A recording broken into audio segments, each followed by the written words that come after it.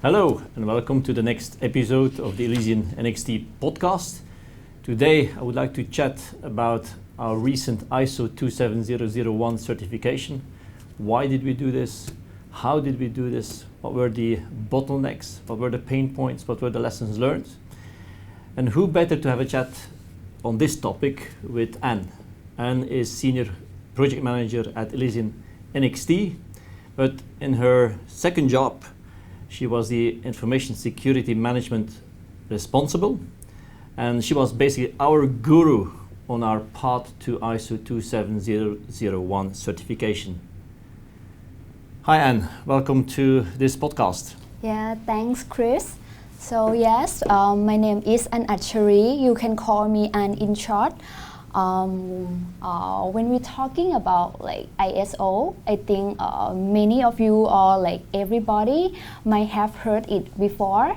So yeah, maybe we should start with the reason why we decided to get certification of the ISO 27001 standard. So Chris, why you decide to start the entire process of this standard? But the reason why is basically we didn't have a choice. The market pushed us in that direction. Mm-hmm. Now, in the beginning of the company, so 5 years ago, the first couple of years, all our customers decided for deployment on premise. And under this deployment model, the responsibility for the data sits, of course, with our clients because it's their environment. Mm-hmm. The last 2 years, especially with entering markets like Australia and Europe, we see a shift of that deployment model going into software as a service. And of course the responsibility shifts completely. You know, in this SaaS model, as we say, there's a shared responsibility with our host partner, which is AWS, where AWS is responsible for the security of the cloud, while we as ElysianNxt are responsible for the security of the application. Yeah. So when we had clients reaching out to us, the first thing they asked was, "Are you ISO 27001 certified?" So we said, "Oh, what is it?" So we Googled, what does it mean? Yeah. And basically it has to do with that responsibility about the data, about the information assets. Is it secure? Is it accessible? Is the confidentiality secured? Because as you know, our clients are all the banks. And the banks are probably one of the most heaviest regulated sectors in the world. So in Europe you have the GDPR regulation, in Australia you have the Australian Privacy Act. So basically ISO is the international standard where basically when you fulfill to the ISO 27001 requirements, it gives the guarantee to our clients, our partners, that we basically have an infrastructure in place to guarantee that we safeguard the information assets of which data of our customers up to the highest standards in the market. Yeah. And of course, it's also the direction that we want to go as a company because our software is natively written in the cloud. So it's the perfect way to guarantee scalability up and down when it's needed, and as such also it's a much more cost-effective solution than deployment on premise. So it works both ways, driven by the market of course, but also our strategic route to go forward. I see. So when did you embark on this? Well, quite some time ago. It's probably April last year, 2021. So when we started checking, okay, how about this ISO 27001 standard? Now, what do you need to do to get certified? We spoke to some of our friends, our partners in the industry, who also were on the journey of ISO certification. And we quickly realized it's not something that on our own we can do this. So we were looking and scanning the market for a kind of a reliable advisory partner who could help us on this journey. And we made a selection. We chose for the BSI, British Standard Institution, which has one of the best international companies out there in terms of the different ISO standards. ISO 27001, one of them. And they were extremely helpful throughout the whole path in saying, okay, how do we need to approach this? What needs to be done? Who's responsible for what? Training, session coaching, session reviews. So we had our first training sessions in July last year. But after a couple of months, we were missing deadline by deadline. You know, it was very painful. We also lost the motivation of some of the people working on this ISO 27001 project internally. And we made a big change, I think around January, February, when we were asking you to say, okay, and we would love you to be involved and to take the leadership of this certification project. So I think that was quite a shock for you, no? Yes, I do remember that. Because it was because you heard probably the rumors within the company that this was quite painful. So when we reached out to you, you know, we also said internally to say, look, we cannot continue like this. So if we ask Anne to take responsibility of it as a management team, we need to get more engaged. You know, that was, I think, one of the mistakes we made was that we were pretty hands off. You know, there was a team doing this. We had the regular checkpoints, but we were not deeply involved. And if we were involved, I think we took it the wrong way. Instead of like we're action-oriented people, we said we jump immediately to the conclusion. There's about 120 so controls in this standard, so let's you know, dive immediately into the controls. And this is not the way you should approach this. It's also the way that BSI said you cannot jump to the last step. You really have to approach it in a very structured way, all the way from the beginning, all the way from the start. You know, list all your information assets throughout the different departments in the organizations. You know, assess the risk, the possibilities of these things happening. What's the impact for the organization? You know, are the controls in place? Work on procedures, standard operating procedures, policies, and so on. It has to be really, really structured. And I think it's only at the end that I realized that, you know, you have to follow this structure. Otherwise, otherwise there's no coherent kind of structure in place, and you would miss certain things. But of course, us not being involved from day one was, I think, a big mistake that we did. I do remember at that time, like early this year, like maybe in February, the month of like love, you know, and full of like happiness, you came to me and asked like, Anne, could you please like help me on I also choose the right moments. on the ISO project as a PM.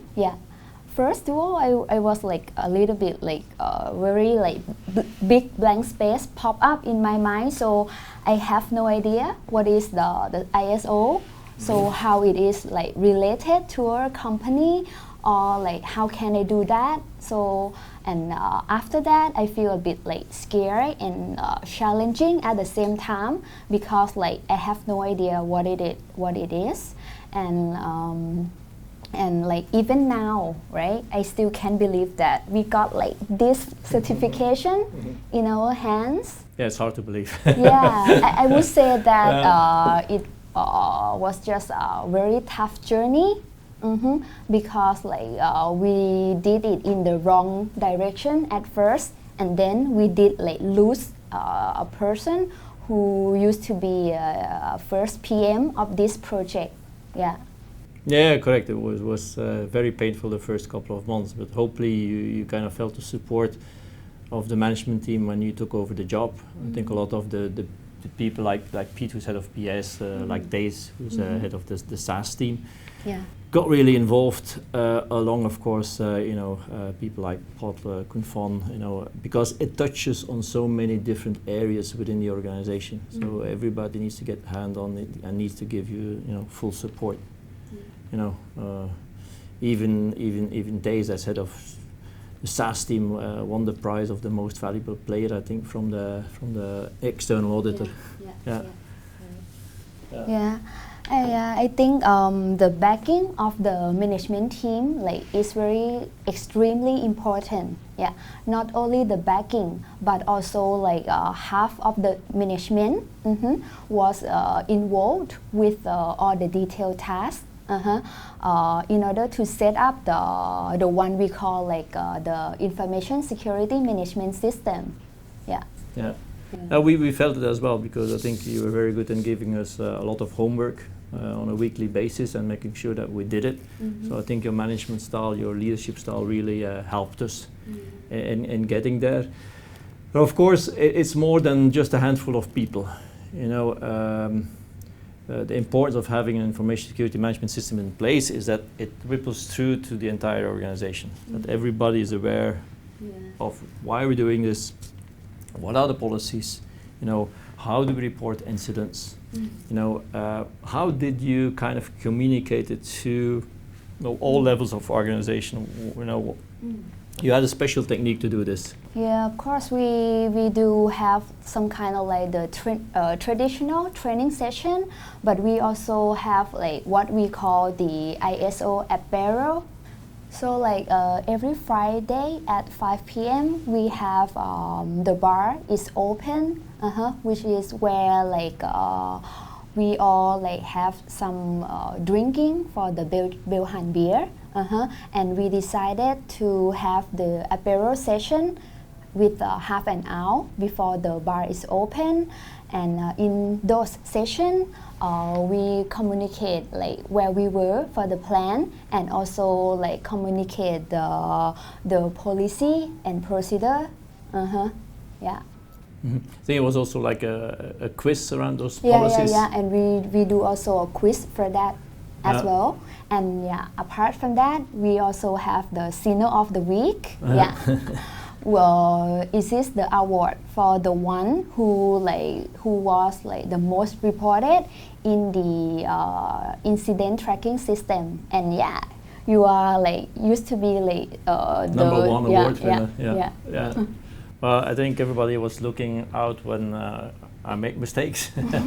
And I often, when I left my desk, I forgot to close my application. So that's how I won this award quite a lot of times. Yeah.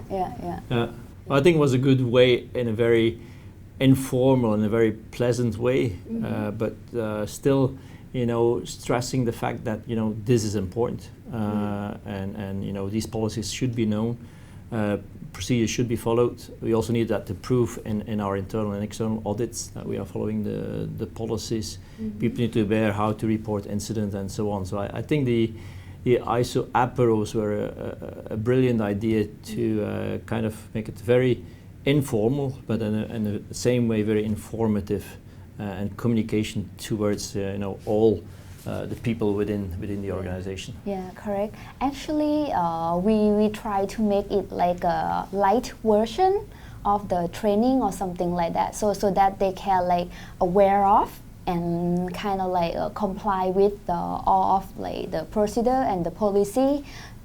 So we will have some kind of like a strong of the implementation for the ISMS or the information security management system.